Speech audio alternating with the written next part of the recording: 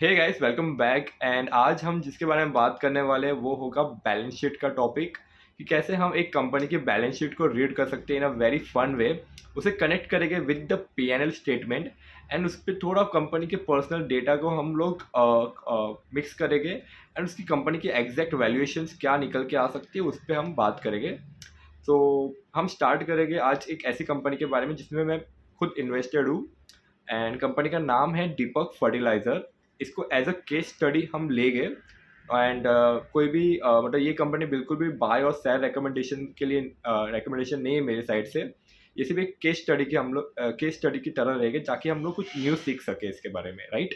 So on the balance sheet side यहाँ पे दो बहुत ही इंपॉर्टेंट चीज़ नोटिस करने में आई है इन दीपक फर्टिलाइज़र, कि इन मार्च 2023 तो कंपनी के फिक्स्ड एसेट्स थे that was 2600 crore and company की capital work in progress was 3500 crore.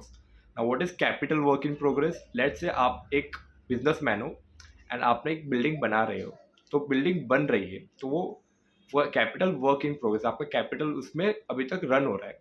And जब वो कंपनी के जब वो बिल्डिंग बन जाएगी तो वो एक फिक्स्ड एसेट में कन्वर्ट हो जाएगा, राइट। तो फिक्स एसेट क्या होता है? जो फिनिश्ड प्रोडक्ट होते हैं। And capital work in progress क्या होता है? जहाँ पे आपका कैपिटल अभी तक वो सारी चीजें बना रहा है, राइट। सो जो 2023 में मार्च 2023 में जो फिक्स एसेट थे that was 2600 crore and by March 2024 company के fix asset is now more than 6200 crore. इसका मतलब क्या हुआ? कि there is a huge jump in fixed asset. जो कैपिटल वर्क इन प्रोग्रेस था 3500 करोड़ का, now that got converted into fixed asset. तो जो भी लैंड्स हो गया, जो भी इनके बिल्डिंग्स हो गए, मशीन्स हो गए, वो सब अब फिक्स्ड एसेट में आ गए, राइट। सो यहाँ पे एक चीज़ नोटिस करने जैसी होगी कि जब कोई भी कंपनी अग्रेसिवली एक्सपांड कर रही है तो उन्हें एक चीज़ की ज़रूरत ज़रूर पड़ेगी, वो होगा पैसा। और पैसा कहाँ से आएगा? वो होगा बोरिंग्स से। तो अगर आप भी कंपनी के बैलेंस शीट देखोगे तो इन लास्ट फ्यू ईयर इनके बोरिंग्स अच्छे खासे इंक्रीज हुए। अब इन्होंने बोरिंग्स क्यों लिए थे? एक्सपांशन के लिए। और जो भी इन्होंने एक्सपांशन के लिए इन्होंने इन्वेस्टमेंट किए थे वो अब सब फिक्स एसेट में कन्वर्ट हो चुके हैं, वो सब अब लाइव हो चुके हैं। तो बेसिकली हमें कैसे इन सारी चीज़ों को देखना चाहिए, अब हम पहले उस चीज़ को इंटरप्रेट करेंगे। लेट्स से आप एक बिजनेस ओनर हो, ठीक है। आप एक बिजनेस ओनर हो, आपके फर्स्ट ईयर में आपके पास एक शॉप थी, सेकेंड ईयर में आपने अपने और दो शॉप्स खोल दी, तो अभी आपके पास थ्री शॉप्स है, बराबर। तो आपने वो कैसे किया? वो आपने लिए उधारी पे लेके पैसा, जो इस कंपनी ने भी किया है।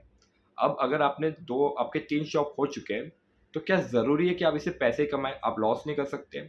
वेल, डेफिनेटली आप लॉस कर सकते हो, क्योंकि एक चीज़ बिजनेस में 24/7 जो रन होता है वो होता है एक्सपेंसेस। आपको कंटिन्यूस आपको रेंट भरना है, आपके आपको एम्प्लॉयज़ को भरना है, आपके आपके बिल्स भरने हैं, आपको जो माल उठाए आपको उसके पैसे भरने हैं, बराबर। तो आपके जो एक्सपेंसेस होते हैं वो 24/7 होते हैं।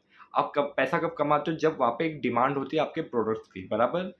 तो वो चीज़ नोटिस करने वाली होगी कि भले कंपनी ने अच्छे खासे एक्सपांशन कर दिया है, अच्छे खासे प्लांट सेटअप कर दिया है, फिर भी अगर डिमांड नहीं हुई उनके प्रोडक्ट्स के लिए तो कंपनी का अर्निंग्स तो आएगी नहीं, प्लस उनके एक्सपेंसेस इंक्रीज हो गए तो क्या होगा? पीएनएल की वाट लग जाएगी। That we need to understand. और कंपनी का जो स्टॉक प्राइस है वो क्रैश कर देगा। ये बहुत ही नॉर्मल चीज़ है, ये बहुत सारे स्टॉक्स में मैं देख चुका हूँ कि कंपनी ये एक्सपांड कर रही है, वो एक्सपांड कर रही है, बट उस चीज़ का डिमांड ही नहीं है। तो जब डिमांड नहीं है तो क्या होगा? अर्निंग्स नहीं आएगी। अर्निंग्स नहीं आएगी तो सिर्फ एक्सपेंसेस वो तो आपके होने ही वाले, वो 24 घंटे होते हैं। तो इस चीज़ को हमें चेक करना होगा। अब हम वो कैसे चेक करेंगे कि भले कंपनी ने इन्वेस्ट कर दिया है बट वहाँ से रिटर्न्स आ रहे कि नहीं आ रहे, वो कैसे चेक करें? तो वो हम जाके चेक करेंगे इन दियर पीएनएल स्टेटमेंट। सो कंपनी के जो क्वार्टरली रिजल्ट है पहले वो देख लेते हैं।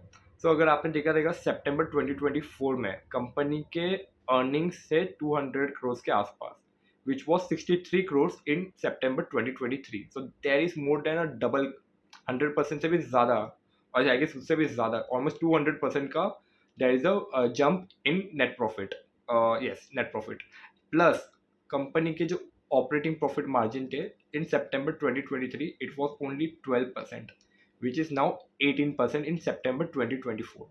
So there is a very big jump in net profit plus operating profit margin.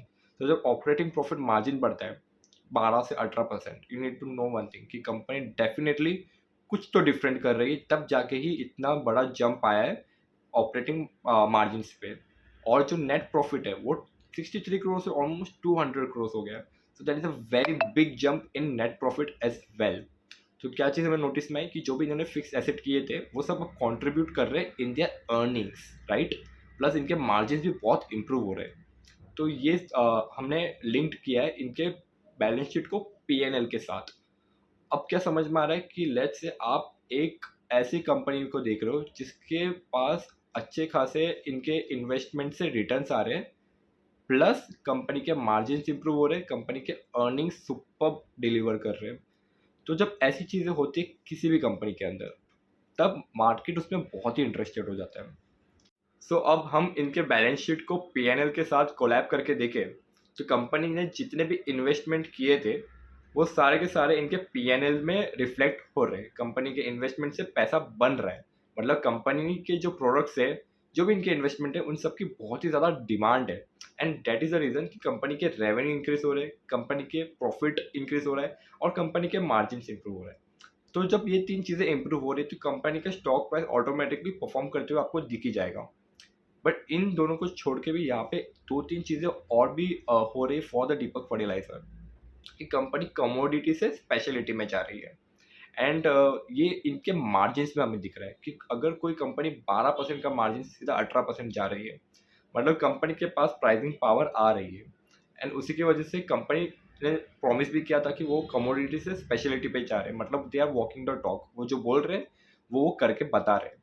And जब कोई भी कंपनी कमोडिटी से स्पेशलिटी में कन्वर्ट हो रही है तो उसके वैल्यूएशंस आपको स्काई रॉकेट होते हुए दिखेंगे।